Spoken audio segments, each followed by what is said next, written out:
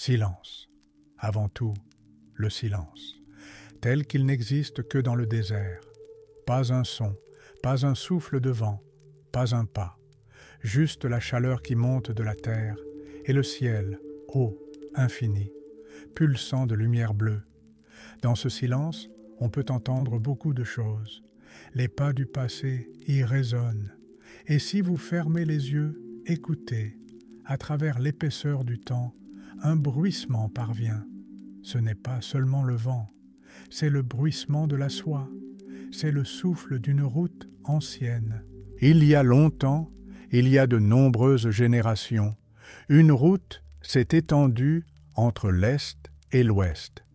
Elle n'a pas été construite par des rois, elle n'a pas été conçue par des ingénieurs, elle n'a pas été tracée sur des cartes, elle est née sous les pieds des caravanes, dans la poussière, dans la sueur, dans le froissement des pattes de chameau. C'était une route vivante. Elle reliait non seulement les villes, mais aussi les pensées, non seulement les marchés, mais aussi les cœurs. Cette route est devenue connue sous le nom de Grande Route de la Soie. Elle commençait loin à l'est, parmi les montagnes et les rizières, dans un pays où les empereurs portaient des robes jaunes et où les empires étaient conçus comme l'univers. De là marchaient des marchands, des poètes, des pèlerins, emportant avec eux la soie, le thé, le jade et le savoir. Ils se frayaient un chemin à travers les déserts, les cols, les villes et les oasis. Ils ne portaient pas seulement des marchandises, mais aussi de la musique, de la religion, des légendes. En retour, on leur apportait du verre, du cèdre du Liban, des livres, des armures et de l'or. Mais surtout, on leur apportait un regard, tourné de loin. Cette route n'était pas une ligne droite. Elle se ramifiait, se perdait, réapparaissait. Elle longeait les rivières, passait devant les monastères et les mausolées, traversait les bazars et les ruines. À ses détours, des villes qui n'existent plus. Dans sa poussière, des pas que personne ne peut plus distinguer. Mais la route est vivante, parce que les souvenirs la portent. Elle vit dans les manuscrits, dans les jarres estampillées, dans les chansons chantées en différentes langues, mais racontant la même chose. La route de la soie n'est pas seulement une géographie, c'est une façon de penser. C'est l'idée que la connexion entre les gens est possible, même si des montagnes, des cultures et des croyances les séparent, qu'on peut échanger, non pas combattre, qu'on peut apprendre, non pas asservir. Elle existait comme le souffle du monde, et tant que les gens la parcouraient, le monde respirait. Imaginez le lever du soleil sur les dunes de sable. La caravane se prépare à partir. Les gens rangent calmement leurs fardeaux, serrent les rênes, vérifient les outres d'eau. Les chameaux grognent et s'agenouillent. La lumière monte à l'horizon, d'abord grise, puis dorée. C'est le premier pas vers l'infini. Et ce pas a été fait encore et encore, pendant des siècles. Chaque grain de poussière, soulevé par les sabots, absorbait l'empreinte d'une époque. Le chemin n'était pas serein. Il a connu les guerres, les éboulements, les brigandages, les sécheresses. Il a connu les morts et les disparitions de villes. Mais à travers tout cela, il a continué à couler, comme une rivière souterraine qui ne disparaît pas, même si elle a été recouverte de sable. Il suffit de savoir où chercher. Par cette route, on transportait encens et épée, textes et tissus, bronze et cœurs avides. Ici marchaient des prédicateurs, des colons, des éclaireurs, des rêveurs. Et chacun, même le plus simple des chameliers, faisait partie d'un tableau immense qu'il ne pouvait lui-même pas entièrement voir. Il ne connaissait que le jour, la route, le soleil au-dessus de sa tête.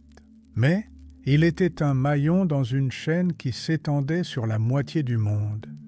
Et si vous vous asseyez près du feu, quand le jour touche à sa fin, quand le ciel s'assombrit lentement et que l'odeur de la laine de chameau et de la fumée flotte au-dessus de la caravane, vous pouvez entendre des histoires, non pas inventées, mais vraies.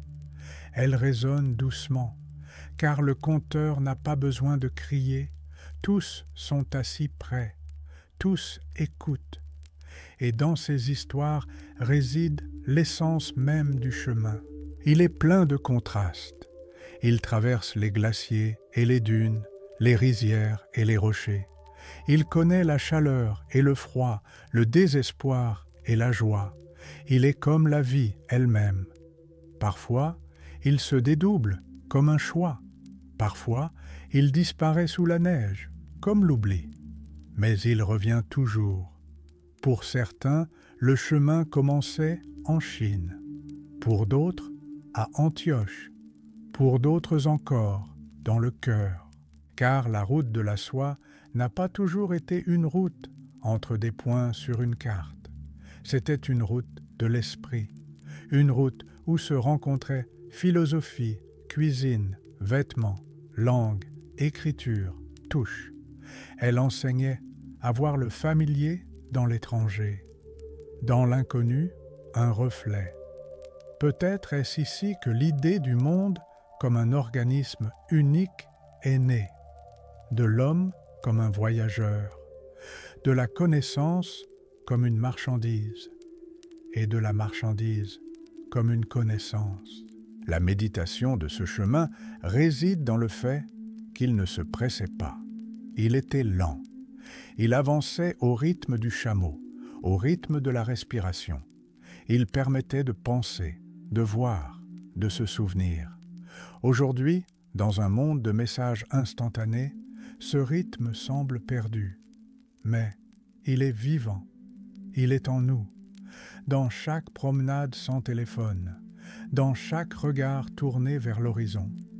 Commençons donc ce voyage, sans hâte, avec respect pour chaque pas, avec attention à chaque voix, avec la volonté d'écouter, car la grande route de la soie n'est pas une histoire d'antiquité, c'est une histoire de connexion, et donc de nous.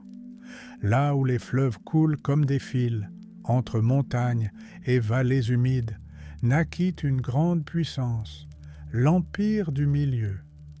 On ne l'appelait pas la Chine à cette époque, on l'appelait le pays de l'État central, un pays où le ciel et la terre se connectent sous le règne de l'empereur, où l'ordre est supérieur au chaos, où la tradition est plus importante que l'instant. C'est là que commença la route qui allait plus tard être nommée la route de la soie. La période de floraison a coïncidé avec l'ère Han. Ce furent des siècles de développement rapide. La dynastie Han a unifié des terres fragmentées, construit des routes, renforcé les frontières et, surtout, s'est ouverte au monde. Ce fut une époque où l'Orient commença à regarder l'Occident avec intérêt, non seulement comme l'inconnu, mais comme un partenaire potentiel. L'empereur Wu Di, un souverain puissant, décida de découvrir ce qui se trouvait au-delà des montagnes et des déserts. Il rêvait d'alliances, d'union contre les nomades, de nouveaux marchés et de nouveaux horizons. C'est pourquoi, au milieu du IIe siècle avant notre ère, il envoya un homme nommé Zhang Qian en voyage. Ce nom est à l'origine de la Grande Route. Zhang Qian, fonctionnaire, diplomate, voyageur, fut envoyé en des terres inconnues. Son chemin fut long, plein d'épreuves. Il fut capturé, s'échappa et repartit. Il traversa des steppes infinies, rencontra des peuples inconnus et vit le monde au-delà de l'Empire. Son retour fut une sensation. Il n'apporta ni or ni cadeau, mais quelque chose de plus précieux, la connaissance. La connaissance des peuples, des villes, des fleuves, des terres fertiles, des opportunités. Et alors, la Chine comprit. Il y a quelque chose de plus grand que ses propres frontières. Il y a un autre monde, non hostile, mais inconnu. Ainsi commença la grande diplomatie de la soie. On ne la vendait pas seulement. On l'utilisait pour payer des alliances. On en faisait des cadeaux aux rois. Ces tissus couvraient les murs des palais. La soie devint plus qu'un tissu.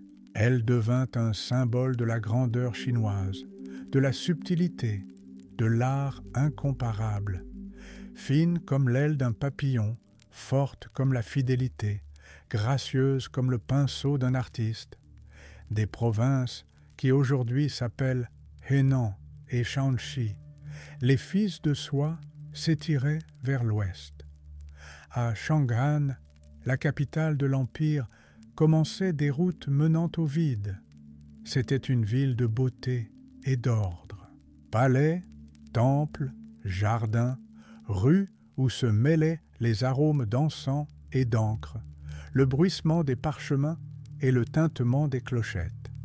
Dans cette ville naquirent des idées, partirent des caravanes, naquirent des légendes. Chang'an est devenue une porte vers le monde. C'est là que les caravanes étaient formées. C'est là que les chameliers étaient recrutés. C'est là que l'on discutait des nouvelles des frontières. Et de là partèrent les caravanes, chargées de soie, de lac, de porcelaine, de thé et de jade. Les caravanes se dirigeaient vers l'ouest, vers le Taklamakan, vers la Fergana, vers la Perse. Elles partaient pour revenir ou pour disparaître à jamais. La route était dangereuse, montagnes et voleurs, chaleur et froid, passages infranchissables. Mais même face à ces difficultés, les gens marchaient, parce que ce n'était pas seulement l'argent qui les guidait, l'espoir les guidait. L'espoir que, au-delà des montagnes, il y aurait de nouveaux amis, que, à l'autre bout, il y aurait quelqu'un d'autre avec qui l'on pourrait parler, même si l'on n'avait pas de langue commune. Les artisans chinois produisaient de la soie depuis des générations. Ils nourrissaient les vers à soie de feuilles de mûrier. Ils récoltaient les cocons, les faisaient bouillir, les dévidaient et les tissaient. Chaque pièce de tissu contenait le travail de dizaines de mains. Et tout cela pour qu'un fil fin, brillant au soleil, devienne un voile, une robe, un étendard. La soie ne faisait pas corner. Elle parlait. Elle parlait de statut, de goût, de savoir et du chemin. Mais il n'y avait pas que la soie qui venait de Chine. Des pensées partaient aussi. Confucianisme, taoïsme, bouddhisme, trois courants qui remplissaient la vie spirituelle de l'Empire. Le bouddhisme vint de l'extérieur, mais devint indigène. Le taoïsme naquit ici, dans les montagnes et la brume. Le confucianisme devint la base de la pensée d'État. Ces doctrines ne se combattaient pas, elles s'entrelaçaient, comme des fils. Dans l'architecture même de cette époque, on sent l'esprit du chemin. Des temples où les murs n'enferment pas l'espace, mais le libèrent. Des jardins où la nature ne se soumet pas à l'homme, mais converse avec lui. Des sculptures où le visage de Bouddha n'est pas une image, mais un miroir. Tout rappelait, le chemin commence à l'intérieur. La chancellerie impériale tenait des registres, traçait des routes, entretenait des auberges. Les routes étaient tracées non seulement par les sabots, mais aussi par des décrets. La Chine réalisa, l'ouverture de l'Occident exige un système, et un système fut créé. Mesures uniformes de poids, d'argent, de tissu, statut de caravane unifié. Ce n'était pas seulement un flux de marchandises, c'était une civilisation en mouvement. La grande Chine connaissait sa force, mais elle connaissait aussi sa solitude. Le chemin devint un pont. Il donna à l'Empire un miroir. Dans ce miroir, elle vit l'étranger et se reconnut elle-même. Imaginez un marchand partant de Chang'an. Il est au bord de la rue, à ses pieds, des ballots de marchandises. Autour, le bruit de la ville, l'odeur du thé, les cris des porteurs. Il sait, son voyage prendra des mois. Il pourrait ne pas revenir, mais il y va, parce qu'au-delà de l'horizon, il n'y a pas seulement un marché. Là, une rencontre. Là, quelqu'un d'autre qui a besoin de ses paroles, de son tissu, de son regard. Ainsi commença le chemin, au sein de l'Empire du Milieu, au cœur de l'Empire, dans la main tenant un fil de soie, dans un pas fait vers l'ouest. Si le chemin commence dans le cœur, alors le désert est sa preuve. La route de la soie, partant de Chang'an, rencontra un jour le vide, sablonneux, sans vie, d'un or éblouissant, Taklamakan, une mer de sable, sans rive, sans eau, sans pitié. Son nom sonne comme un avertissement. Tu y entreras, mais tu n'en sortiras pas. Et pourtant, les gens y entrèrent, parce que le chemin y passait. Le Taklamakan n'est pas seulement un désert, c'est un ancien miroir du monde. Ici, tout est révélé.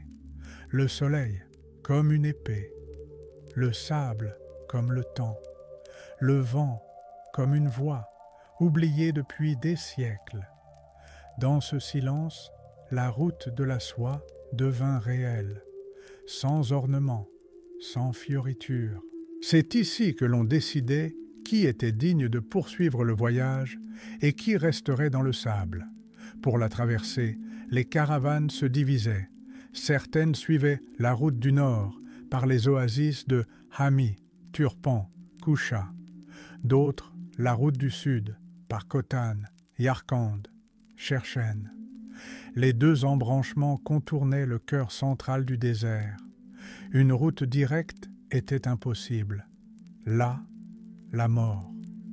Mais même sur ces routes de contournement, les caravanes se perdaient. Des gens disparaissaient. Le sable les engloutissait sans laisser de traces. Et pourtant, il y avait des villes sur cette terre, des oasis, des gouttes de vie dans un océan de sable. Il y en avait beaucoup, et la plupart d'entre elles ont aujourd'hui disparu. Seuls les noms sont restés. Kashgar, Khotan, Lulan.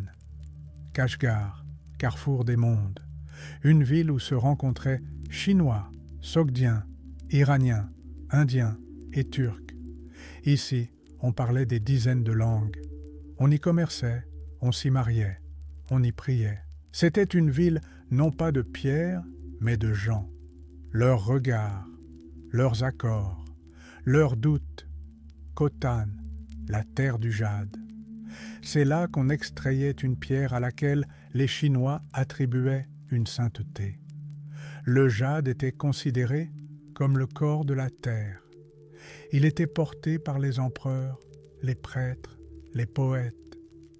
Khotan était la patrie des architectes et des marchands, des conteurs et des artistes. Leurs maisons étaient en argile, leurs rues en poussière. Mais dans leurs yeux vivait la distance. Lulan, une ville fantôme. Elle a disparu.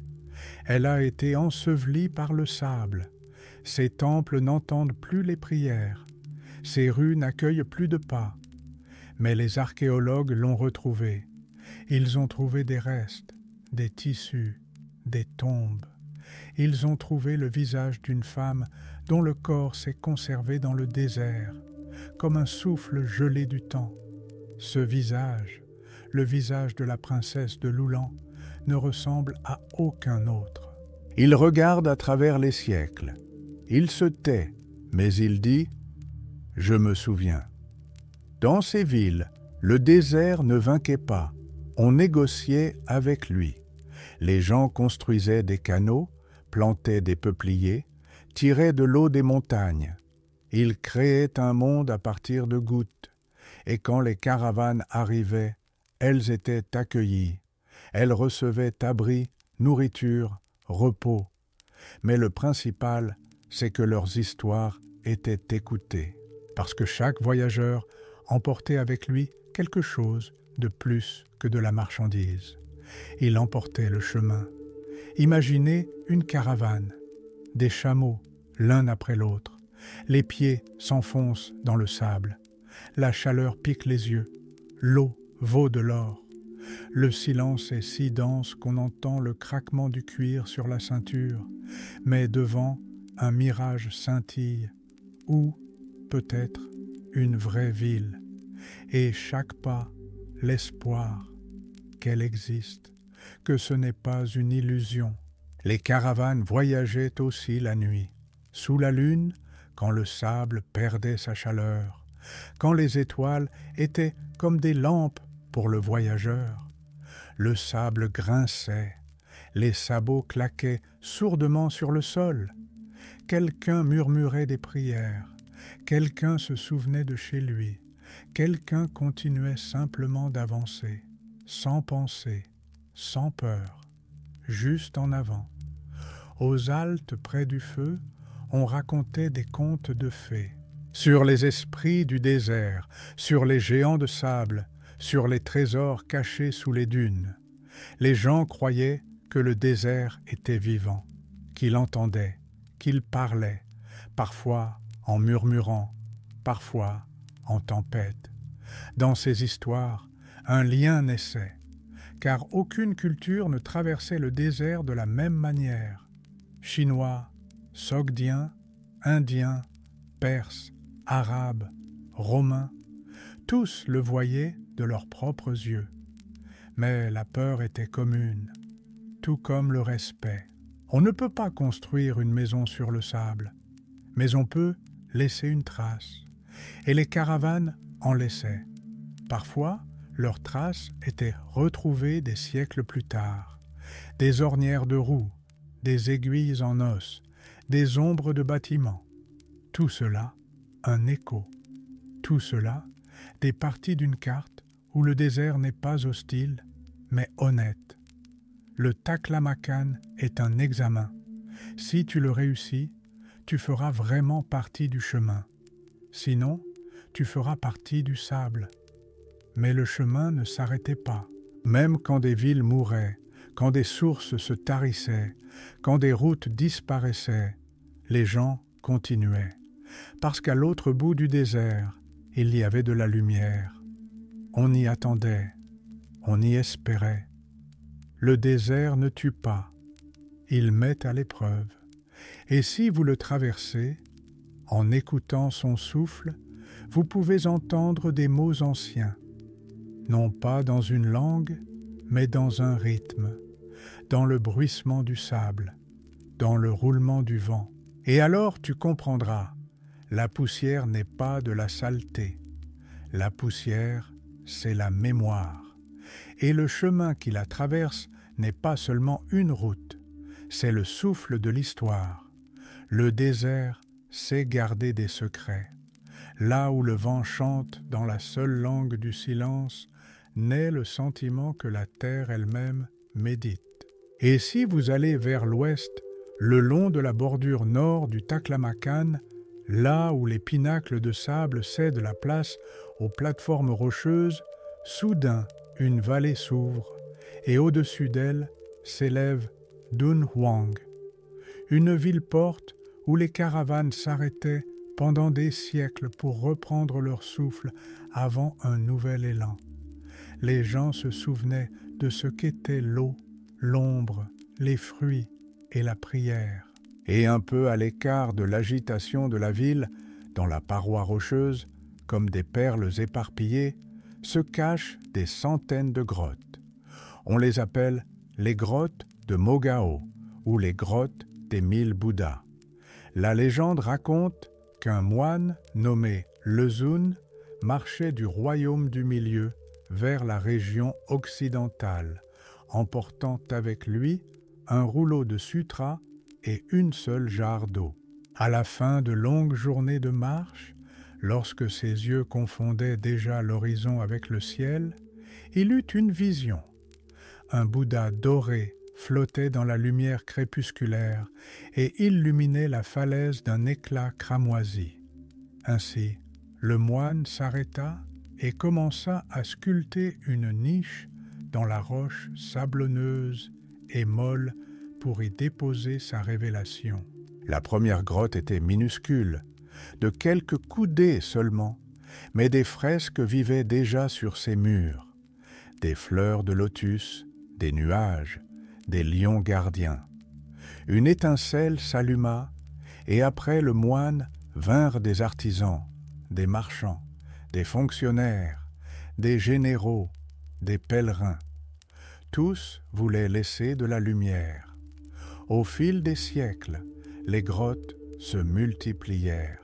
Elles devinrent de plus en plus nombreuses, la 5e dizaine, la 7e, et à la fin de la dynastie Tang, des centaines. À l'intérieur régnait un silence coloré de pigments minéraux, terre cuite, bleu ciel, malachite. Sur certains murs, Bouddha était assis dans une paix absolue.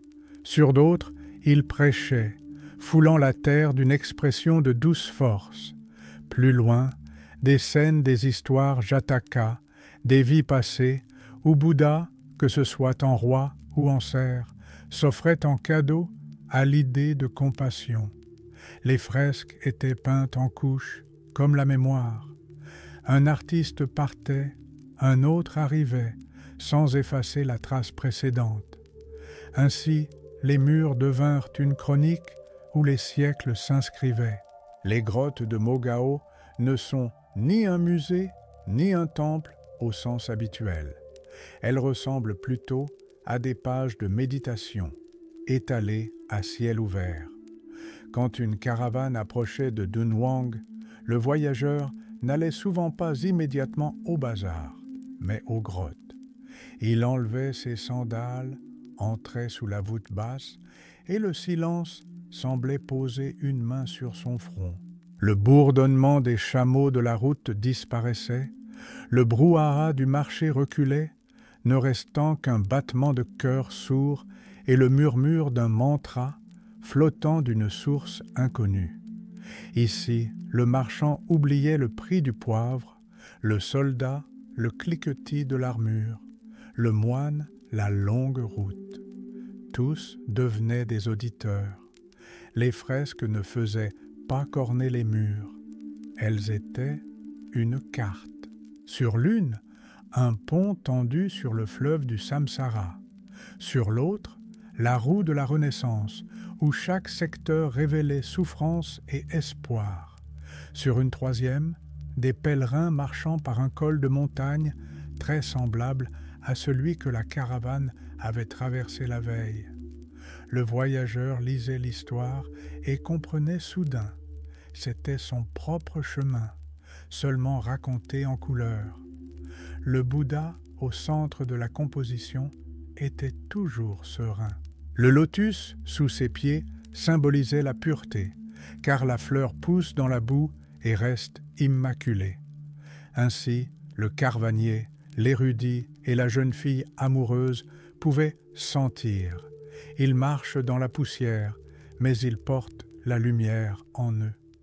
Dans les recoins sombres des grottes, on conservait des rouleaux, des sutras, des commentaires, des poèmes, des notes de voyage. Ils étaient enveloppés de soie, scellés de laque et placés dans des niches. Les manuscrits étaient écrits en chinois, en tibétain, en sanskrit, en sogdien. Il y avait même des textes dans des dialectes jusqu'alors inconnus. Chaque inscription était la trace de quelqu'un qui avait entendu l'appel du silence et décidé de laisser sa voix. Ces rouleaux attendirent de nombreux siècles, jusqu'à ce qu'au début du siècle dernier, un gardien taoïste ouvre une pièce scellée. Il trouva des milliers de manuscrits un chant du temps, emprisonné dans la poussière. Des érudits du monde entier entendirent ce chœur, et depuis, Dunhuang est devenu non seulement une escale, mais une archive mondiale. Mais bien avant cela, 4 siècles avant cette découverte, un pèlerin nommé Xuanzang arriva dans cette même vallée. Il était en chemin de Chang'an vers l'Inde à la recherche du vrai texte des sutras. Le voyage lui prit presque 2 décennies. Il traversa les mêmes déserts, franchit les mêmes montagnes et dormit sous le même ciel. S'arrêtant à Dunhuang, il pria dans une grotte avec une image de l'Avalokiteshvara aux 1000 bras. Sous cette forme, la compassion a 1000 mains pour aider tous les êtres. Cela montra à Xuanzang que toute connaissance n'est pas pour la gloire, mais pour le service. Il écrivit « Celui qui porte le sutra doit être comme le vent qui apporte la fraîcheur, égal pour tous. » Ces mots devinrent partie du chemin.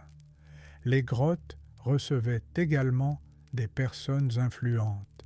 Des généraux, partant vers l'ouest, apportaient des cadeaux, statuettes d'or, rideaux de soie, coupes d'argent.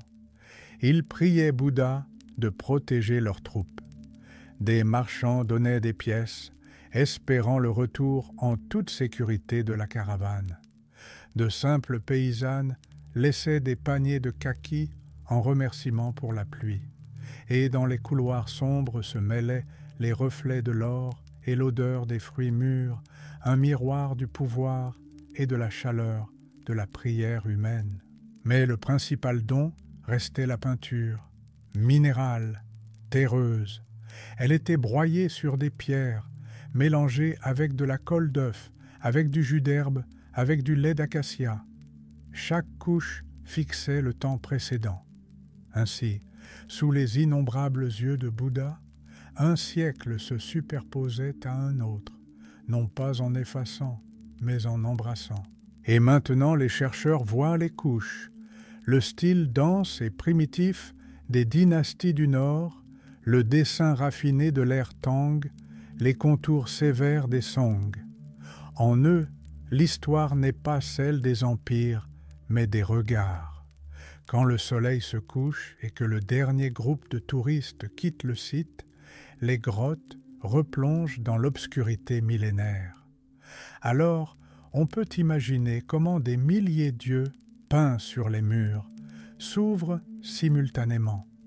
Ils ne regardent pas vers l'extérieur. Ils regardent vers l'intérieur. Dans la pierre elle-même, dans l'ombre, dans le silence d'où émane la voix, si vous écoutez attentivement, il semble que les murs respirent, mais ce n'est pas une illusion. C'est nous-mêmes qui nous souvenons de respirer. Car le chemin de Bouddha dans les sables ne concerne pas des statues de pierre. Il s'agit du vide qui se remplit de compassion lorsque vous y entrez avec un cœur pur. À la sortie des grottes se trouve un vieux pin. Ses racines mordent la pierre, ses branches retiennent le ciel. Les voyageurs s'asseyent souvent dessous. Certains ferment les yeux et répètent un mantra. D'autres se taisent simplement. Et dans ce silence, le désert et l'obscurité des cavernes se lient à la poitrine humaine. Ils deviennent un seul chant. Ainsi, la grotte de Mogao remplit son rôle antique, être un pont entre l'extérieur et l'intérieur. Quand la caravane repart, la poussière retombe sur les chaussures. Mais dans cette poussière, il n'y a plus l'ancienne lourdeur. Parce que l'homme n'emporte pas seulement des fardeaux de marchandises, mais aussi la légèreté que le Bouddha du sable lui a accordée. La légèreté de voir le lointain et, en même temps, de ne pas perdre le cœur. Ainsi, la grande route reçoit une autre charge invisible, la charge du savoir silencieux. Elle est plus légère que la plume et plus lourde que le roc. Elle ne brille pas comme l'or, mais éclaire le chemin mieux qu'une torche, car c'est une lumière qui vient de l'intérieur, une lumière dans laquelle chaque figure de Bouddha, chaque fresque, chaque parchemin n'est qu'un rappel, que le chemin le plus difficile commence et se termine au même endroit, dans l'homme. Au bruissement de la soie et à l'odeur de l'encens, la route non seulement se mouvait, mais parlait. La grande route de la soie n'était pas simplement un chemin par lequel on transportait tissus, pierres, épices et secrets. C'était une artère par laquelle coulaient les mots. Et si vous écoutez cette langue ancienne, vous pourrez distinguer, parmi les nombreuses voix, une voix étonnamment flexible et omniprésente. C'était la langue des Sogdiens, marchands de l'ancienne Asie centrale, qui devinrent maîtres de la diplomatie caravanière. La Sogdiane, une terre entre montagnes et déserts, située dans des vallées fertiles où se trouvent aujourd'hui Samarcande et Boukhara. Cette terre ne possédait pas un empire, mais elle avait un don, connecté. Les Sogdiens étaient des intermédiaires qui savaient parler avec tout le monde, avec un Chinois en chinois, avec un Persan en farsi, avec un Romain par des gestes et un sourire. Leur langue était flexible comme un fil de soie, leur rôle irremplaçable. Ils n'étaient pas de grands guerriers. Leur arme était l'alphabétisation. Pratiquement tous les Sogdiens savaient écrire, calculer et correspondre. Ils s'envoyaient des lettres à travers les déserts, les laissant dans les caravansérails où les voyageurs les prenaient et les portaient plus loin. Ces lettres sont des documents de l'époque. Elles parlent de prix, de dettes, de pogroms, de mariages, de prières, d'une vie qui se vivait entre les mondes. Les Sogdiens établirent des comptoirs commerciaux tout au long du chemin, de Khotan et Kusha à Shangan, de Balkh à Merv. Dans chaque grande oasis, il y avait un quartier où l'on parlait le sogdien. On y construisait aussi des temples pour leurs dieux, on y organisait des écoles et on y ouvrait des salons de thé. Ils pouvaient être bouddhistes, zoroastriens, manichéens. Les religions étaient pour eux des ponts, non des murs. Si un caravanier priait une autre divinité, le Sogdien respectait cela, sachant. La confiance se construit sur l'acceptation. Leurs caravanes transportaient souvent non seulement des bêtes de somme, mais aussi des enfants, des épouses et des professeurs. Le voyage était leur mode de vie. Un garçon de 5 ans connaissait les noms de villes qu'il n'avait jamais vues. Les filles apprenaient à trier les épices et à distinguer les tissus. Et si une caravane tardait à Khotan à cause de la pluie ou des bandits, toute la famille savait. Ce n'était pas un malheur, c'était une partie du voyage. Les Sogdiens parlaient de manière concise, précise et bienveillante.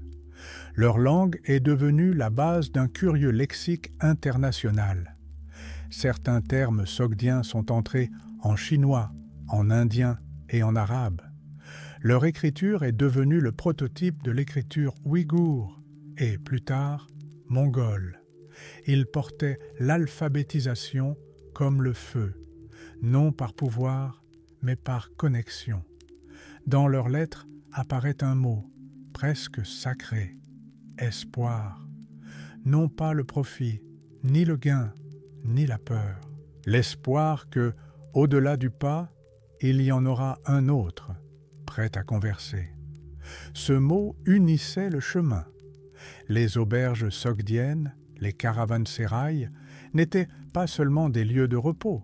C'étaient à la fois des clubs, des écoles, des bourses et des temples. On y racontait les nouvelles, on y discutait du prix du safran, on y débattait de philosophie, On y buvait du vin et on y écrivait des lettres à la maison. Parfois, ces lettres n'arrivaient pas. Parfois, elles trouvaient leur destinataire des années plus tard. Mais chaque feuille était écrite comme un message à travers le désert. Un chroniqueur chinois a écrit que les Sogdiens étaient des gens avec plusieurs cœurs dans la poitrine. Ils savaient sentir l'autre, même si c'était un étranger. Ils savaient céder pour gagner. Ils savaient se taire pour écouter. On les considérait rusés, oui, mais aussi honnêtes. Si un Sogdien promettait de livrer une cargaison, il le faisait, même si le voyage prenait des mois, même si le prix était sa propre réputation. Pour eux, un mot valait autant que le jade ou les épices. Certains d'entre eux atteignirent de hautes positions. Dans la capitale chinoise, Chang'an, il y avait des quartiers sogdiens. Leurs dirigeants devinrent fonctionnaires, leurs enfants, des nobles. Mais ils restèrent toujours fidèles à eux-mêmes. Dans leurs maisons, des lampes peintes de symboles natifs brûlaient. Ils racontaient à leurs enfants le lointain Samarcande, même s'ils étaient nés en Chine. Ils conservaient leur nourriture, leurs coutumes, leurs chansons. Les Sogdiens étaient des artistes du commerce. Leurs pinceaux, le papier, leurs couleurs, le langage. Leur œuvre, l'espace entre les mondes, dans lequel personne ne se sent étranger. Quand la caravane entrait dans la ville, le Sogdien marchait en tête. Il négociait avec les gardes locaux, avec les propriétaires d'auberges, avec les représentants des autorités.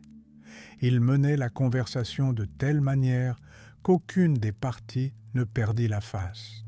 Son langage était un pont par lequel pouvaient passer même ceux qui ne se faisaient pas confiance. Et si la route de la soie a un jour connecté l'Orient et l'Occident, c'est en grande partie grâce aux Sogdiens, ceux qui connaissaient la valeur du silence, le poids d'un mot et la musique de la compréhension mutuelle. Ils ont disparu comme beaucoup d'autres peuples, mais leur langue est restée dans les lettres, leur nom dans les inscriptions sur les murs des grottes, leur esprit dans l'idée même du chemin. La route n'est pas toujours une autoroute, parfois c'est un mur, haut, froid, silencieux. La grande route de la soie, après avoir traversé steppes et déserts, tôt ou tard, se heurtait aux montagnes. Ce n'étaient pas des collines ou des crêtes, c'étaient des géants, des chaînes de montagnes, s'élevant vers le ciel. On les appelait de noms différents, Tian Shan, Kunlun, Karakorum, mais les plus difficiles et les plus sacrées étaient les portes du Pamir. On les appelait le toit du monde. Et pour continuer, la caravane devait monter vers les nuages. Le Pamir ne pardonnait pas la faiblesse. Ses glaciers gardaient le silence des millénaires. Ses gorges résonnaient des chutes de pierre. Ses cols pouvaient être fermés par une tempête de neige, même en été. Là où l'air se raréfiait, la respiration devenait courte. Les poumons semblaient se souvenir de ce que c'était que d'être un poisson hors de l'eau. Mais quand même les gens y allaient, parce qu'ils savaient, au-delà du col, un autre monde, et il n'y avait pas d'autre chemin. Les ascensions duraient des jours, parfois des semaines. Les chameaux ne tenaient pas. Alors les charges étaient transférées sur des yaks ou portées à la main.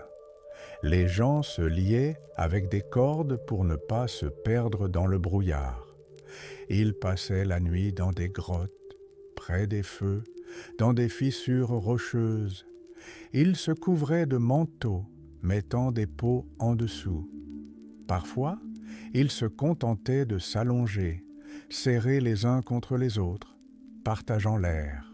En haute altitude, tout s'intensifie. Le cœur bat dans les tempes, audible.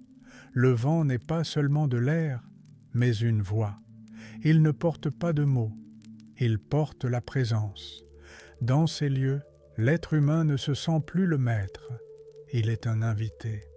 Il doit demander la permission de passer. À de telles altitudes, il est facile de croire aux esprits. Les montagnes sont pleines de légendes. On croyait que des gardiens habitaient leur sommet.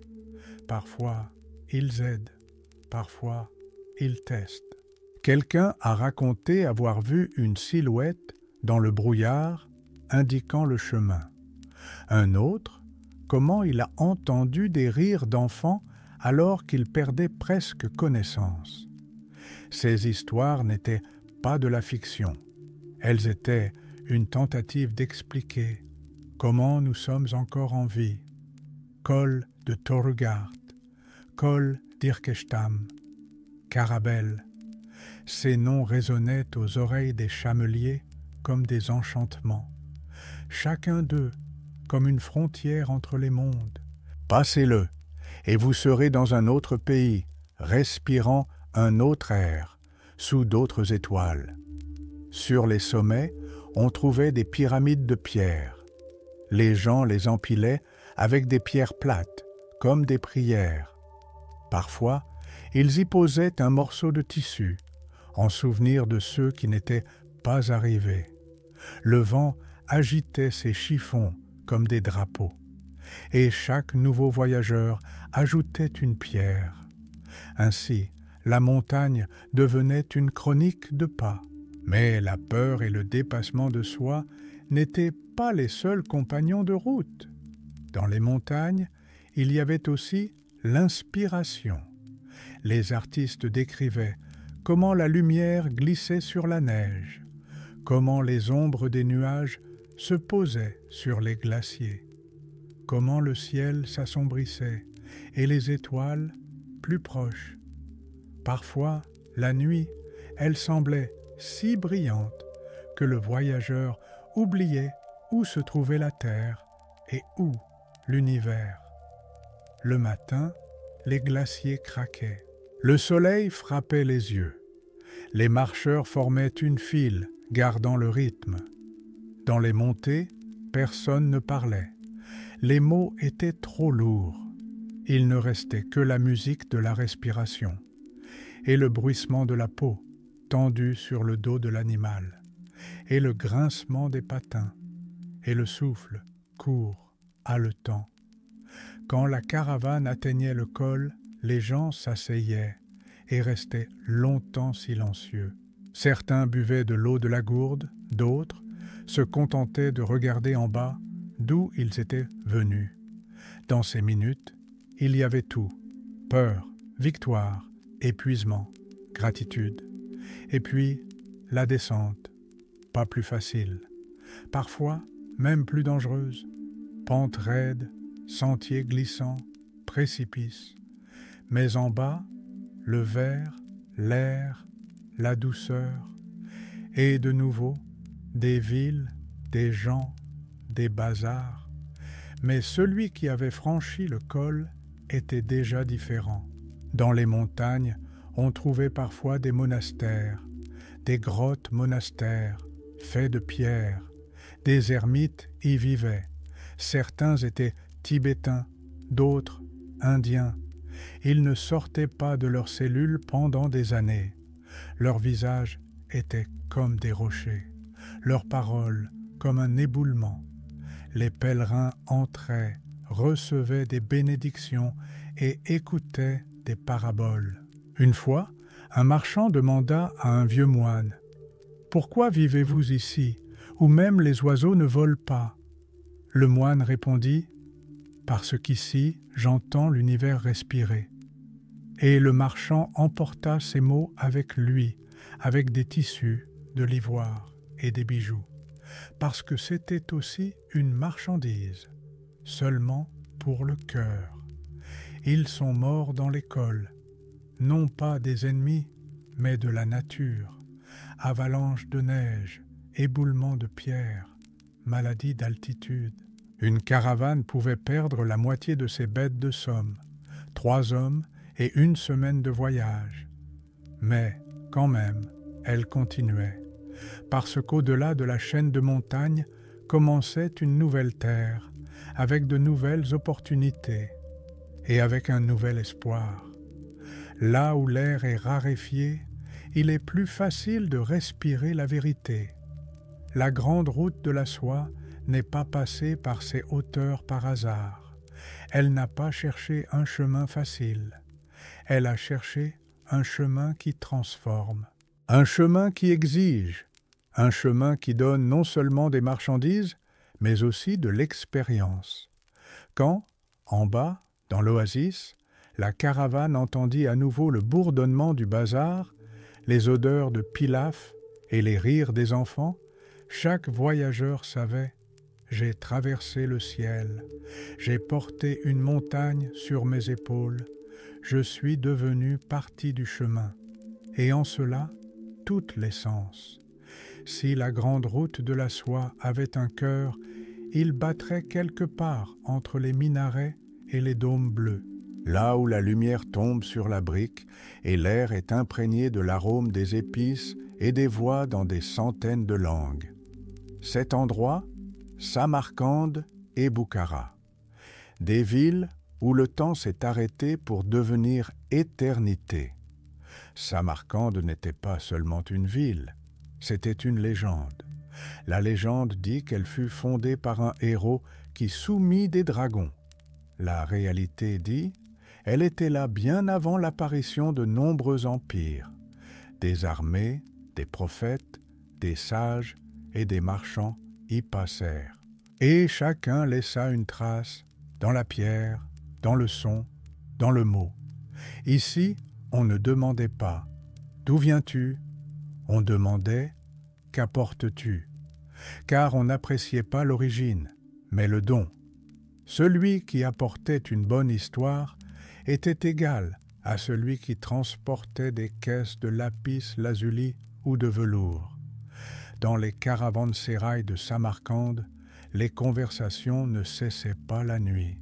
Autour du thé, du pilaf, à la lumière des lampes, on partageait des histoires sur les cols enneigés, sur les sauvetages miraculeux, sur les villes qui avaient existé et disparu. Samarcande savait écouter. Elle était comme un miroir. Elle reflétait tout ce qui lui parvenait et le faisait sien. Ici, la fleur de lotus indienne fleurissait sur la céramique persane. Ici, le motif chinois se posait sur la soie locale. Ici, la philosophie grecque était discutée sous un dôme arabe. Tout s'unissait sans perdre sa singularité, car la fusion des cultures n'est pas un effacement, mais une amplification. Dans les rues marchaient des vieillards en turban, des enfants en chemise brodée, des femmes avec des paniers de grenades. La musique emplissait l'air, flûte, tambour, un chant doux. Parfois, le tintement des bols de cuivre, parfois, l'appel du muezzin, parfois, le chant des oiseaux réunis sur le minaret. Au centre de la ville se trouvait le bazar. Ses odeurs étaient aussi denses que le tissu, menthe, safran, noix, jus de grenade. Le marché était comme une carte du monde vivante. On pouvait y acheter du vin du Khorasan, de la farine d'Inde, du jade de Chine, et entendre la langue de n'importe quelle région. Il y avait des traducteurs dans chaque boutique, mais plus souvent dans le cœur, car si vous venez avec de bonnes intentions, vous serez compris. Boukhara, sœur de Samarcande. Si Samarcande était un rêve, Boukhara, un souffle. Plus calme, un peu plus contenue, mais non moins profonde. Ses rues ne criaient pas, elles chuchotaient. Ses dômes n'aveuglaient pas, ils réchauffaient. Ses sages étaient plus silencieux, mais plus sages. Ici vivaient des poètes, des soufis, des maîtres. Dans les madrasas, Des étudiants étaient assis avec des livres sur leurs genoux. Aux portes du bazar, des conteurs avec des foules d'auditeurs. Ici, les mots ne se perdaient pas. Ici, ils étaient pesés. Dans les boutiques, des tapis, des céramiques, des livres, des tapis comme des cartes, des céramiques comme des symboles, des livres comme des étoiles. La nuit, Boukhara se taisait. Seules les lanternes se reflétaient dans les bassins. Seuls les pas d'un voyageur résonnaient dans les ruelles. Et on pouvait entendre la ville respirer, lentement, profondément, comme un homme qui a beaucoup enduré, mais qui n'a pas perdu sa clarté. On dit que quiconque boit de l'eau d'un puits de Boukhara revient, parce que la ville n'accueille pas le corps, mais l'âme. Et l'âme se souvient. Samarcande et Boukhara n'étaient pas de simples points sur la carte. Elles étaient des nœuds de sens. Ici se rencontraient ceux qui ne s'étaient jamais vus. Et soudain, ils devenaient proches, parce que la soie unissait non seulement le tissu, elle unissait les cœurs. Érudits et marchands, poètes et soldats, tous buvaient aux mêmes coupes. Tous se tenaient devant les mêmes murs. Tous regardaient les mêmes étoiles et comprenaient « Nous ne sommes pas si différents. Nous avons un chemin à travers le temps, à travers le sable, à travers nous-mêmes. Les caravanes sont parties, la poussière s'est levée, mais les villes sont restées parce qu'elles n'étaient pas seulement des pierres, mais de la mémoire. Aujourd'hui, les touristes photographient les minarets et les dômes. Ils lisent les noms des rues, ils goûtent aux douceurs. Mais si vous vous attardez, si vous vous asseyez sur les marches d'une mosquée, si vous fermez les yeux, vous pouvez entendre une voix ancienne. Elle ne parle pas, elle chante de la route, du commerce, des rencontres, de l'amour. Elle est la grande route de la soie elle-même. La route menait plus loin, là où le désert devenait un théâtre des dieux, là où des colonnes s'élevaient entre la pierre et le soleil, comme figées dans une danse.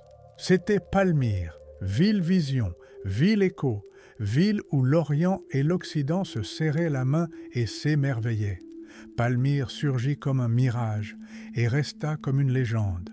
Dans la langue araméenne, on l'appelait Tadmor, ville des palmiers dattiers.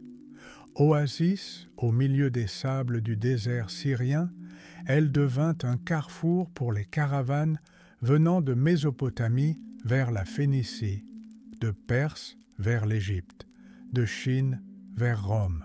Soie, épices, jade, parchemin, parfum, savoir, tout passait par Palmyre, et tout laissait une trace. De majestueuses colonnades s'étendaient sur plusieurs centaines de pas. Elles portaient non seulement les voûtes des bâtiments, mais aussi la symbolique de la connexion mondiale. Des frontons grecs reposaient sur des chapiteaux orientaux. Des inscriptions latines coexistaient avec des inscriptions araméennes et grecques. La forme et le mot se fondaient comme les rêves et la réalité. Le principal temple de la ville, le sanctuaire de Bel, se tenait comme un cœur. Bel était un dieu né des conceptions sumériennes et babyloniennes, mais à Palmyre, il acquit des traits qui évoquaient Zeus et Ra, Mitra et Ahura Mazda. Il devint le dieu de la rencontre, le dieu de la synthèse. Ici priaient des marchands, des philosophes, des guerriers, des pèlerins. Ici, on ne demandait pas « Comment nommes-tu ton Dieu ?» Ici, on demandait « Avec quoi es-tu venu ?» Zénobie, reine de Palmyre, est devenue un symbole d'indépendance. Sage, courageuse, brillante, elle a mené la ville à la liberté de Rome. Ses campagnes, ses lettres, sa bibliothèque, tout montrait que Palmyre n'était pas seulement un comptoir commercial, C'était un centre capable de penser, d'agir, de rêver. Et bien que Rome l'ait finalement soumise, l'esprit de Zénobie n'a pas disparu. Il est devenu le vent entre les colonnes. Les rues de Palmyre étaient inondées de lumière. La pierre blanche reflétait le soleil, et la ville brillait comme une étoile tombée dans le désert. Des arcades couvertes offraient de l'ombre contre la chaleur. Dans les bazars, on parlait des dizaines de langues. On y vendait des amphores, des tissus, des amulettes, des écrits et même des recettes d'huile et d'onguents apportées de la lointaine Inde. Le soir, la ville se taisait, mais ce n'était pas un silence, c'était une écoute du sable, du ciel, du souffle des colonnes. Le voyageur pouvait s'allonger au pied du temple et voir les étoiles tomber sur les entablements. Il sentait qu'il n'était pas seulement dans une ville, mais dans une histoire qui avait commencé avant lui et qui continuerait à résonner après lui. L'eau de la ville circulait par des canaux souterrains. Elle était distribuée avec précision, comme un joyau précieux. Des palmiers dattiers murmuraient au-dessus des jardins. Leurs ombres tombaient sur des mosaïques représentant des lions, des poissons, des raisins et des créatures mythiques, tout ce qui reliait la terre et l'imagination. Les caravanes entraient dans Palmyre par un monumental arc de triomphe. Ce geste architectural déclarait « Vous n'êtes pas seulement entrés dans la ville, vous êtes entrés dans un espace de connexion. » Ici, on pouvait rencontrer des ambassadeurs, des prêtres, des philosophes et des amants. Ici, on rêvait. Et les rêves n'étaient pas moqués, on leur donnait une place. Le temple de Baal Shamim, le dieu du ciel, était léger, presque aérien. Ses colonnes ressemblaient à des cordes. Leurs ombres dansaient sur les dalles. Parfois, il semblait que l'air même bourdonnait. Et les marcheurs, qui se trouvaient sous ces voûtes, disaient qu'ils se sentaient plus proches du ciel. Les architectes de la ville ont entrelacé les chiffres et les proportions de telle sorte que la pierre chantait. Les complexes de temples avaient des cours intérieures où l'on pouvait entendre l'écho de sa propre âme. Les fontaines étaient construites de manière à ce que les gouttes rythment le pouls de l'espace. Ce n'était pas seulement une ville, c'était de la musique en pierre. Mais rien n'est éternel. Palmyre a subi des invasions, des tremblements de terre, des guerres. De nombreux bâtiments ont été détruits. Certaines statues ont perdu leur visage. Mais quand les archéologues sont arrivés là, ils ont compris, l'esprit est resté. Parce que le principal, ce ne sont pas les colonnes, mais l'idée de rencontre, l'idée de dialogue. Quand l'homme moderne foule les dalles poussiéreuses, il peut encore entendre les pas d'un ancien marchand, sentir le regard de Zénobie, entendre les mots d'une prière adressés non à un nom spécifique, mais au fait même de la présence divine. Et alors, il comprend. Palmyre n'est pas une ruine, c'est un point sur la carte de l'humanité. La grande route de la soie par Palmyre ne faisait pas qu'acheminer des marchandises. Elle enseignait à écouter les autres, à parler la langue du cœur, à croire en la force de l'échange culturel. Et en ce sens, Palmyre est vivante. Toute la grande route de la soie ne passait pas par voie terrestre. Là où les caravanes rencontraient les bords des continents, commençait une autre route, maritime. La caravane devenait une flottille. Les chameaux laissaient place aux navires et les sables aux vagues. Le golfe Persique et la mer Rouge devinrent de nouvelles routes où le vent soufflait dans les voiles et les étoiles guidait le chemin. Dans les ports du Golfe, on entendait les mêmes mots que dans les oasis, seulement plus bas, comme étouffés par l'air salin. Ici, les caravanes se terminaient au quai, et la cargaison était transférée sur les navires, barils, amphores, sacs et coffres. Les doigts des marchands touchaient les cordes, comme s'ils étudiaient de nouvelles lignes du destin. Les navires en bois se balançaient sur l'eau, prêts à emporter la soie et les épices, l'encens et les textes plus loin, là où la terre ne pouvait plus continuer le voyage. L'un des ports clés était la ville de Siraf, sur la côte du golfe Persique. De là, les navires partaient vers le sud, en direction d'Oman, du Yémen, et plus loin, vers la mer Rouge et les côtes égyptiennes. Les chargeurs déchargeaient les marchandises avec une patience développée au fil des siècles. Les marins regardèrent le ciel, leur boussole était les étoiles. Les voyageurs priaient différents dieux, mais avec une seule demande, que le vent soit favorable et les vagues tolérables. La mer n'était pas moins dangereuse que le désert. Tempêtes soudaines, récifs submergés, pirates. Parfois, des navires disparaissaient à jamais. Parfois, ils revenaient sans voile, mais avec des amphores intactes et des gens épuisés. Les marchands connaissaient le prix du risque. Mais ils connaissaient aussi le prix de la chance. La vie sur les navires était différente. L'espace était limité, mais le ciel immense. On se nourrissait de riz, de poissons séchés, d'eau des barils, parfois des fruits achetés dans les villages côtiers. La nuit, le navire grinçait comme un vieil homme racontant un conte de fées, et la mer répondait par des éclaboussures et des rugissements. Qui ne dormait pas regardait les étoiles, qui dormait les voyait en rêve. La mer Rouge était étroite comme un couloir entre les mondes. Ses eaux reflétaient le ciel comme un miroir. Les navires naviguaient le long de la côte arabe, s'arrêtant dans les ports, Aden, Moukalla, Djeddah. Ici, les marchandises étaient échangées contre de l'eau, de la nourriture, des cordes et des bénédictions.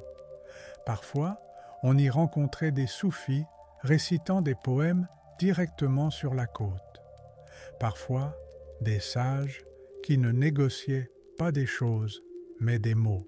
Les embouchures des fleuves, se jetant dans la mer, étaient couvertes de mangroves. Des oiseaux criaient dans l'air chaud. Dans les villages côtiers, les enfants regardaient les navires comme un miracle. Pour eux, c'étaient des animaux exotiques qui apportaient avec eux des odeurs inconnues et des tissus brillants. Le voyage dura des semaines, parfois des mois. Les marins priaient les étoiles, maudissaient le calme plat, chantaient des chansons de rameurs. Les marchands notaient dans leurs carnets combien de sacs, quoi et où acheter, à qui livrer quoi. Certains tenaient des journaux. Leurs lignes sont restées, 5e jour, mer calme. 6e, les mouettes indiquent la côte. 7e, le vent s'est calmé. Les voiles pendaient comme un rêve. Parfois, on riait sur le bateau. Parfois, on pleurait. Parfois, on se taisait. C'était un silence particulier. Le silence sur l'eau n'est pas l'absence de son, c'est la présence de l'espace, quand il n'y a nulle part où aller, sauf en soi-même. Les villes portuaires accueillaient les caravanes maritimes avec un grand tumulte. Le navire accostait. Le capitaine étreignait une vieille connaissance qui se tenait sur la plage. Les marchands s'occupaient des entrepôts, les ouvriers déchargeaient les marchandises. Tout fonctionnait parfaitement, tout en rythme. Quelque part dans le port retentissait le tintement des coupes de cuivre. Quelque part, le cri d'un marchand. Quelque part, le chant d'une femme. La partie maritime de la route de la soie était comme un souffle entre les phrases. Inattendue, mais nécessaire. Sans elle, le chemin n'aurait pas été complet. Ici, la soie absorbait le sel, les parchemins, l'humidité, et les gens, de nouvelles perspectives. Par la mer Rouge, les navires se dirigeaient vers la péninsule du Sinaï, et au-delà, vers Alexandrie, en Égypte. Là commençait un autre chapitre. Mais le souvenir des nuits à bord, du vent, des mouettes volant derrière la poupe demeurait, et chaque voyageur, en posant le pied à terre, se taisait un instant. Car il savait, il n'avait pas seulement traversé la mer, il avait traversé une partie de lui-même. La mer s'ouvrit, et dans son immensité écumeuse se dressa une silhouette, des tours, des dômes, des colonnes, une ville, scintillante à la lumière de l'aube. C'était Alexandrie, les portes de l'Égypte, les portes de l'Antiquité, les portes du savoir. Les navires venant de l'Orient entraient dans son port comme dans un temple. Ils étaient accueillis non par un homme, mais par la lumière. C'était le phare, le grand phare, qui s'élevait sur l'île du même nom, l'une des merveilles du monde. Son feu brûlait au sommet d'une tour, haute de plus de 100 mètres. Le jour, il reflétait la lumière du soleil. La nuit, une flamme alimentée de résine et d'huile. Il était visible à des dizaines de milles, et chaque marin sentait. Il était presque chez lui. Le port d'Alexandrie bourdonnait comme un bazar. Ici, les navires étaient déchargés, et aussitôt, de nouveaux étaient chargés. Des grues travaillaient, des héros criaient, des garçons couraient, distribuant de l'eau. Les marchands orientaux entraient dans une ville où non seulement des partenaires commerciaux les attendaient, mais aussi la surprise. Alexandrie n'était pas seulement un port, c'était un symbole. Alexandre le Grand l'a fondé, mais l'esprit de la ville est devenu un mélange de raison grecque, de sagesse égyptienne et de subtilité orientale. Mythes et sciences, langues et accents, étoiles et manuscrits s'y fondaient. Au centre de la ville se trouvait la grande bibliothèque, un lieu où des centaines de milliers de parchemins étaient conservés. Il y avait des textes de Babylone, de Chine, d'Inde, de Grèce. Si un navire entrait dans le port, les fonctionnaires vérifiaient « Les marchands ont-ils de nouveaux livres ?» S'ils en trouvaient, ils en faisaient des copies. L'original était conservé, la copie rendue. Ainsi, la bibliothèque grandissait, comme un arbre dont les racines s'étendaient à toutes les civilisations. Des sages travaillaient à la bibliothèque.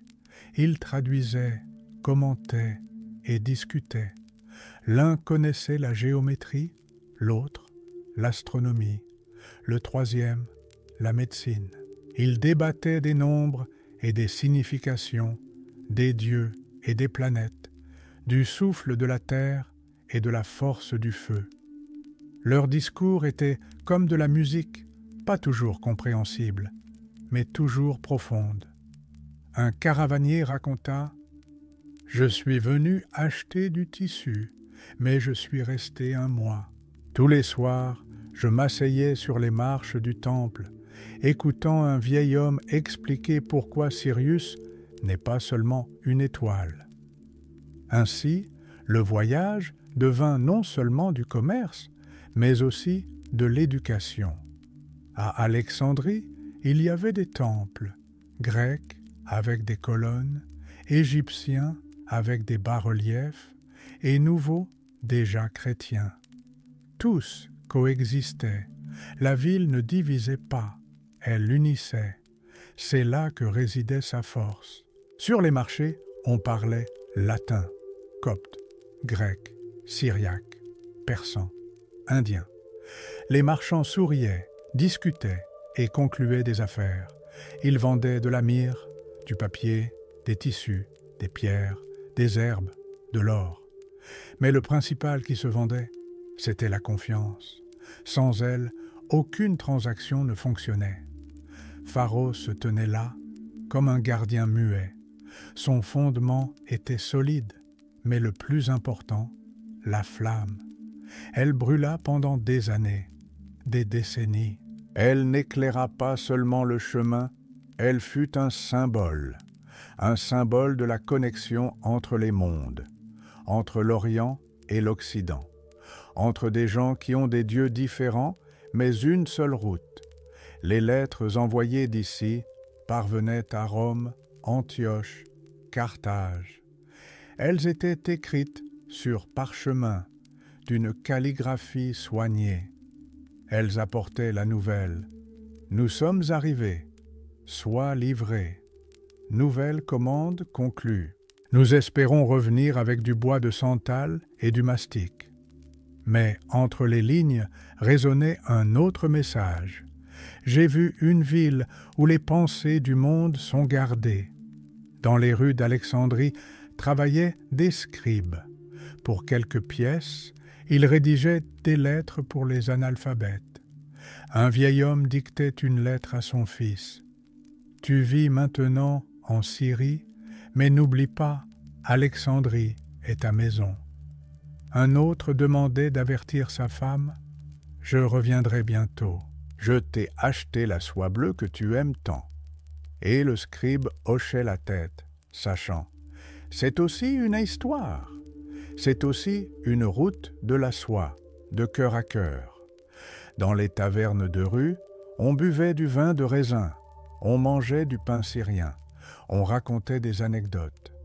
L'un raconta comment il avait sauvé une caravane d'une tempête de sable. L'autre, comment il avait vu une lumière dans un temple qui n'était pas sur la carte. Tous riaient, mais tous croyaient. Le chemin n'est pas seulement ce que vous portez, c'est ce qui vous porte. Parmi les colonnes et les ruelles, des enfants couraient. Ils jouaient aux bateaux et aux caravanes, aux sages et aux prêtres. Ils avaient un monde grand, divers, surprenant.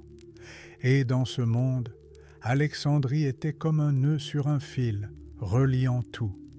Et la nuit, quand le vent se calmait et que les vagues embrassaient la côte doucement, le feu du phare de Pharos continuait de brûler. Sa lumière tombait sur l'eau, et chaque voyageur qui la regardait savait, il y a un endroit où le chemin et le savoir, le commerce et la sagesse ne font qu'un. Le chemin s'étirait comme un fil, tendu entre les époques. Des montagnes d'Asie, à travers déserts et mers, les caravanes atteignirent leurs limites. Là où les forums grouillaient et des arches de marbre s'élevaient, où les gens parlaient latin, portaient des toges, débattaient au Sénat et buvaient du vin sous le bruissement des lauriers. C'était Rome. Pour un voyageur oriental, Rome était comme un mirage, mais à l'inverse, non dans le désert, mais dans la pierre. Elle n'attirait pas avec l'eau, mais avec des monnaies, non avec des palmiers, mais avec des colonnes.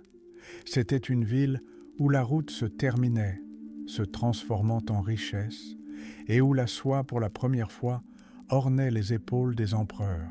La soie, légère, fluide, presque impondérable, à Rome, elle devint objet de désir, d'envie, de luxe.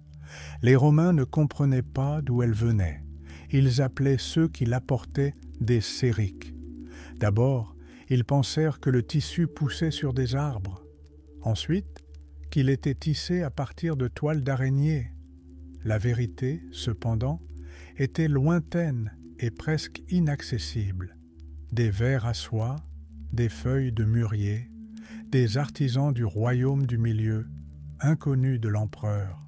Les sénateurs s'indignaient. Ils disaient « La soie corrompt les femmes, ramollit les hommes, menace notre vertu. » Mais leurs épouses portaient déjà des tuniques translucides, chatoyantes comme les vagues du Tibre, et les marchands calculaient les profits. Pour une once de soie, ils recevaient son poids en or. Rome n'était pas seulement un point final, c'était un miroir. Tout ce qui venait d'Orient, épices, encens, jade, savoir, prenait ici de nouvelles formes. Des vêtements romains étaient cousus avec de la soie chinoise. Des tapis persans devenaient des rideaux dans les villas. De nouvelles mythologies naissaient des légendes orientales. Dans les rues de Rome se rencontraient des gens qui avaient parcouru le chemin de l'Inde à l'Égypte, de la Syrie à Carthage.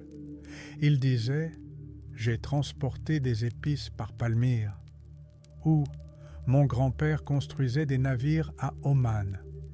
Leurs histoires étaient vivantes, leurs traces réelles. Les Romains jalousaient, mais ils admiraient aussi.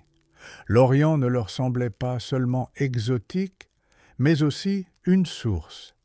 Ils regardaient les miroirs de Chine, buvaient le thé qui apportait le calme, sentaient le musc, sans en connaître l'origine, mais croyaient que c'était le souffle des dieux. Dans les maisons de la noblesse apparaissaient des statuettes orientales. Dans les bibliothèques, des traductions de paraboles orientales. Dans les bains, on discutait non seulement de politique, mais aussi de mystérieux médicaments venus d'Inde. Des religions orientales surgissaient, le culte de Mitra, les cultes d'Ishtar et d'Isis. Toutes suivaient les traces de la route de la soie, cachée dans les âmes et non dans le sable. Le voyage se terminait au pied du Capitole.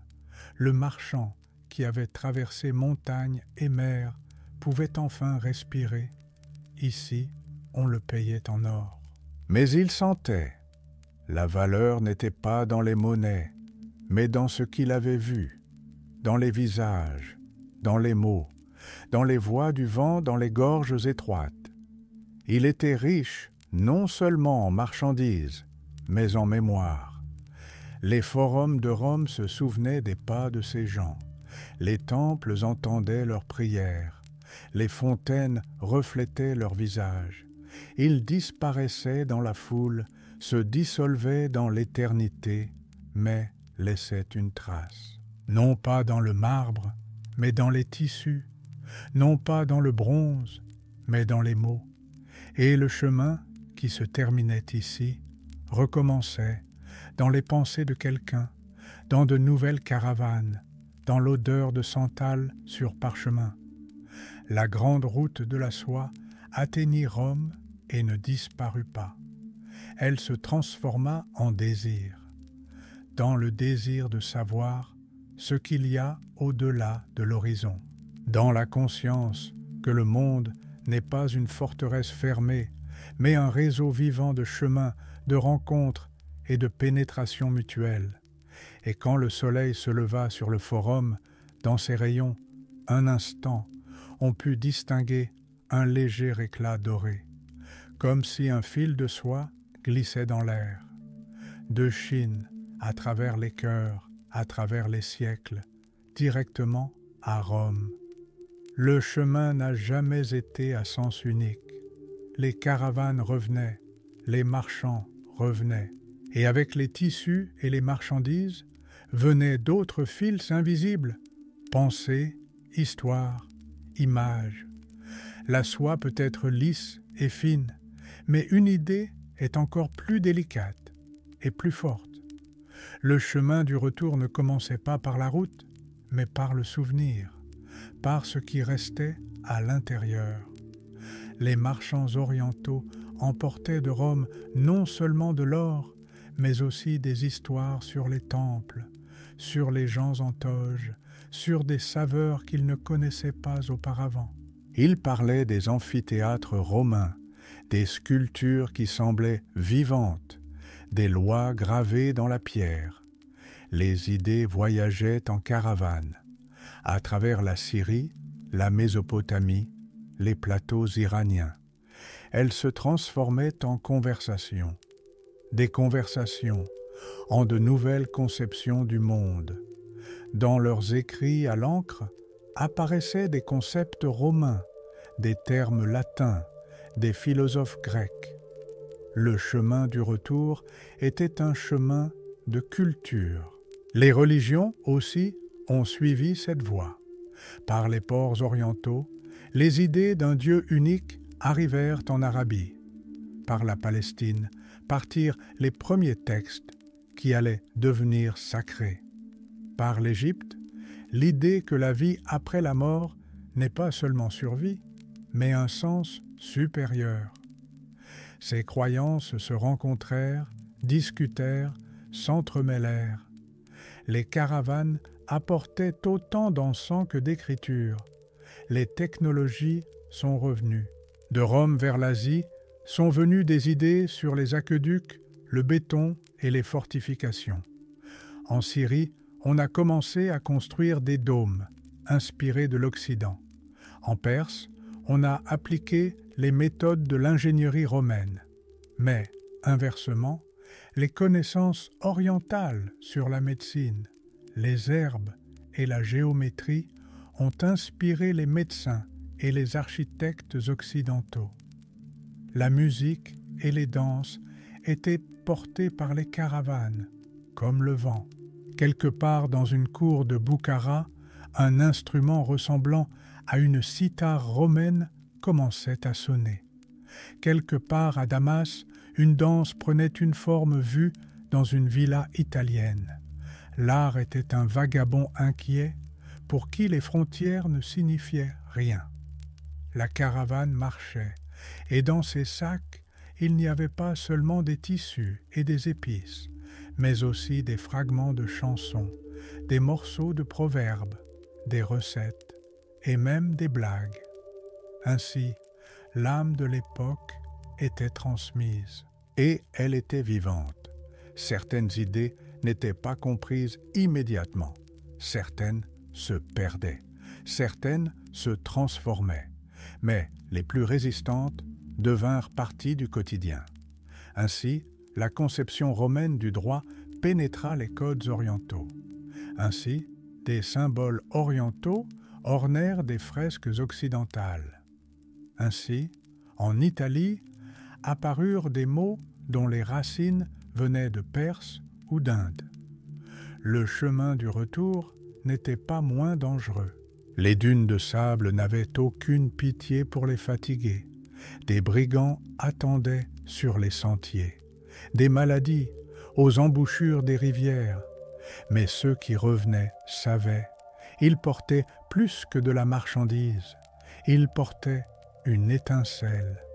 Les enfants, nés le long de la route de la soie, avaient souvent des origines mixtes. Leur peau, comme le soleil, leurs yeux, comme le vent, leur langage, comme une mélodie à deux modes. Ils ne venaient de nulle part, ils venaient de partout. Les idées élargissaient le monde. Grâce à elles, de nouvelles routes furent construites, non sur la terre, mais dans les esprits. Ce qui semblait étrange devint compréhensible. Ce qui effrayait engendra le respect. Le chemin du retour ne ramenait pas à l'ancien, mais au nouveau. Ce n'était pas un retour, c'était une continuation. La soie est revenue en Chine, mais pas la même qu'avant. Elle portait l'odeur de la mer, la poussière des forums, le souffle du phare d'Alexandrie. Elle était imprégnée d'histoire.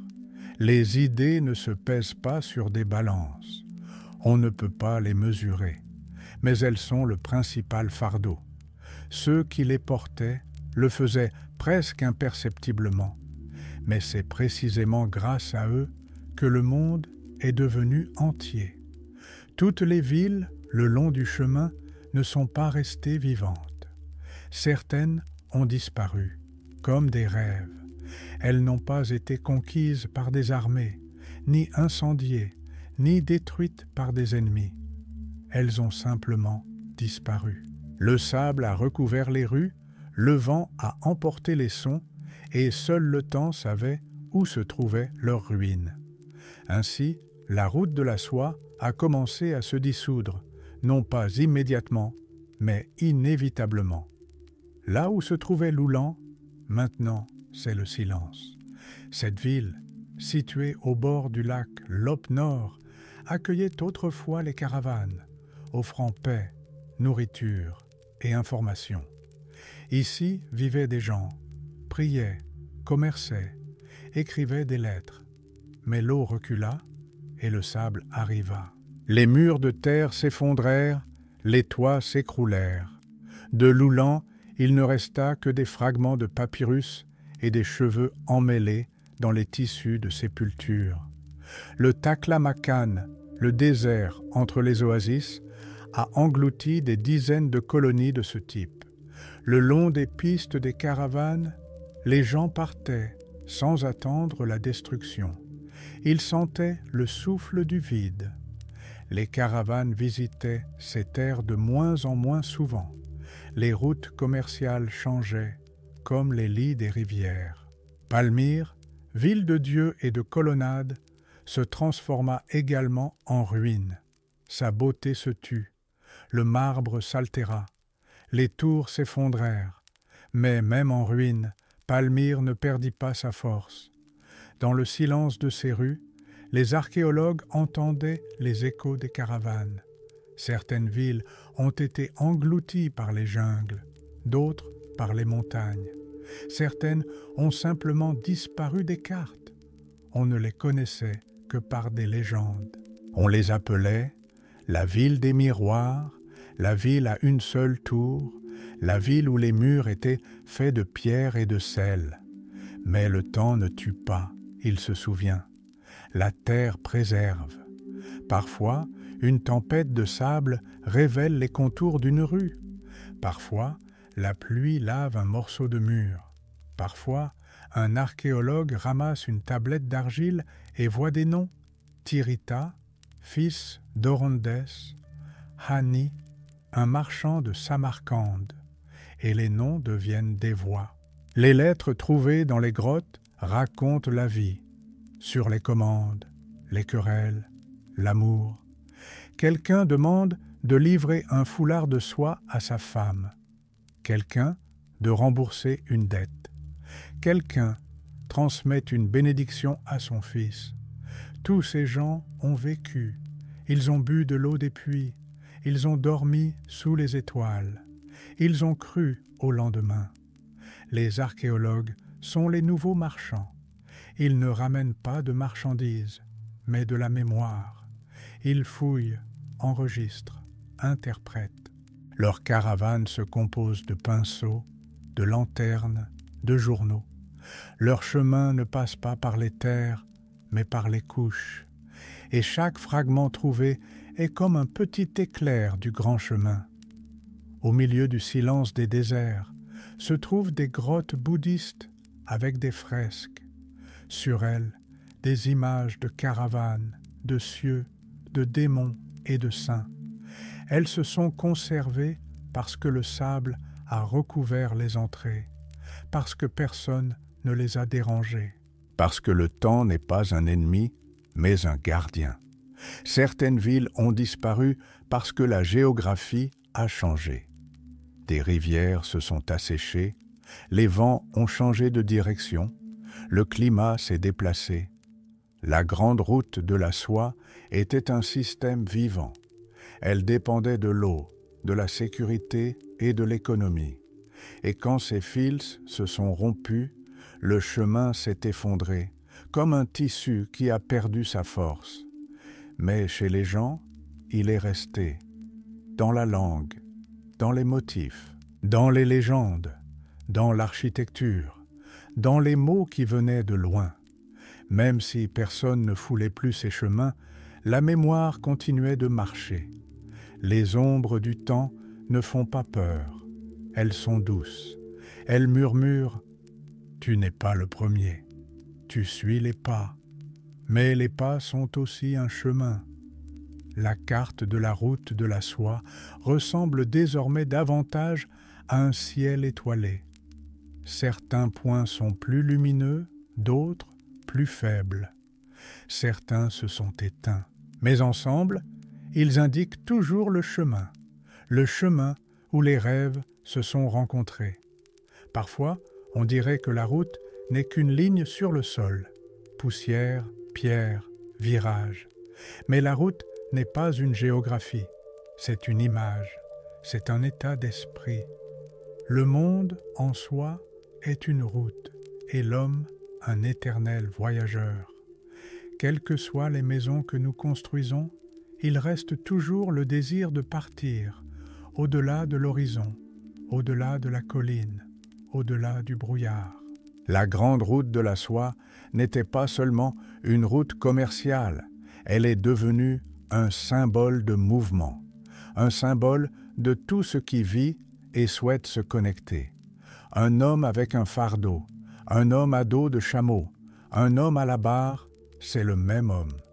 Il cherche, pas seulement de la marchandise, il cherche le sens, la vérité, la lumière.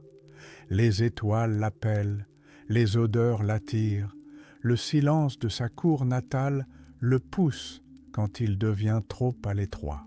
Chaque arrêt est comme un instant, chaque repos comme un souffle. Mais le voyage continue, la poussière retombe, les cicatrices guérissent, et le regard est tourné vers l'avant. Et dans ce regard, l'ancienne mémoire.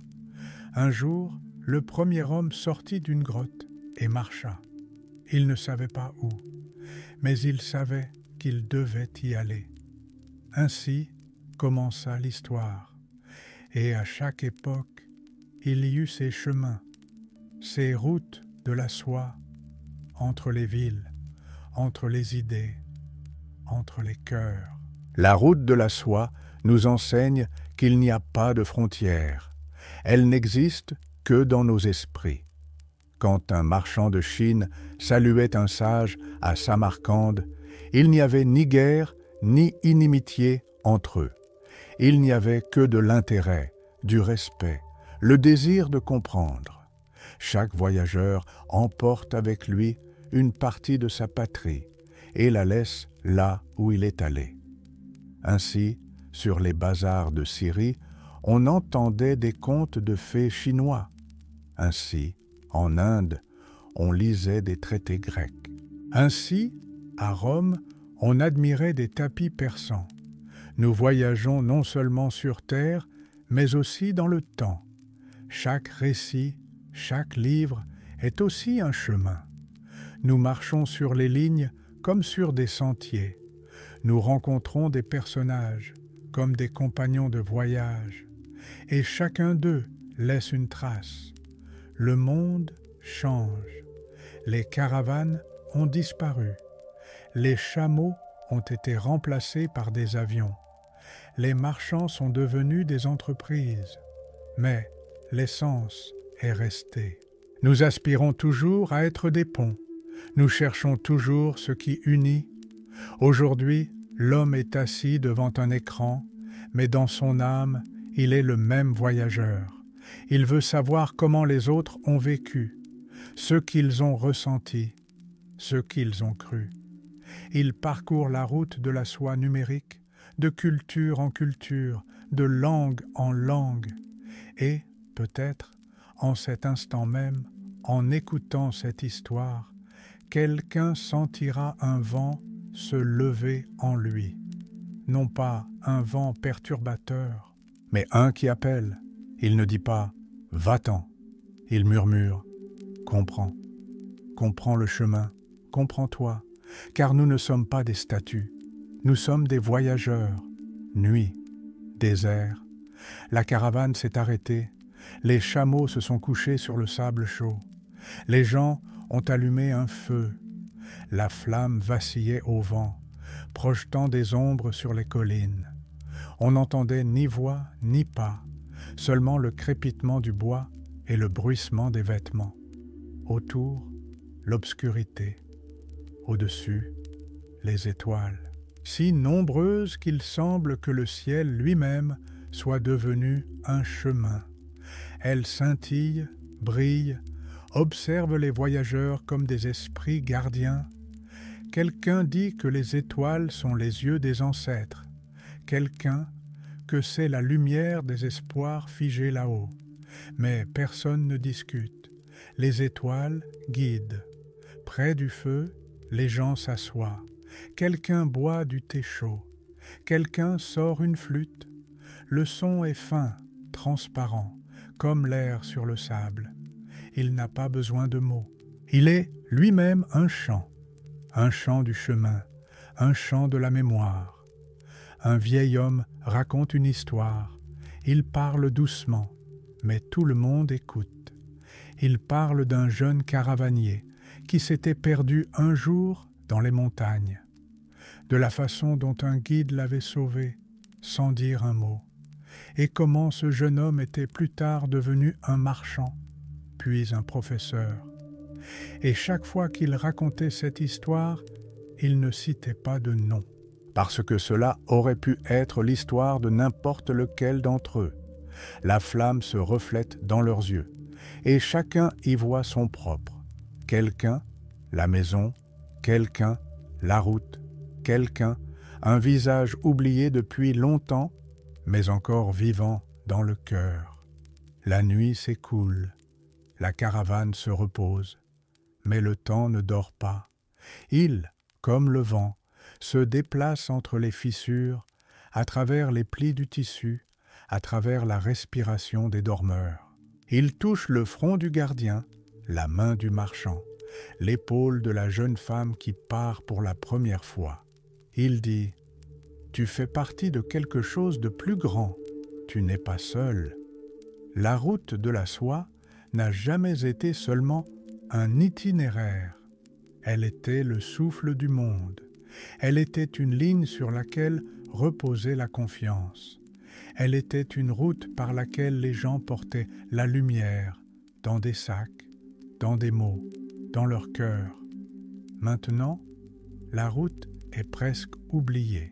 Mais dans le silence du désert, on peut encore entendre le tintement des pendentifs sur l'attelage du chameau, le rire doux, l'appel des gardes. Ce ne sont pas des fantômes, c'est la mémoire. Elle ne meurt pas. Elle attend simplement que quelqu'un se demande à nouveau « Qu'y a-t-il là, au-delà de l'horizon ?» Au matin, la caravane repartira.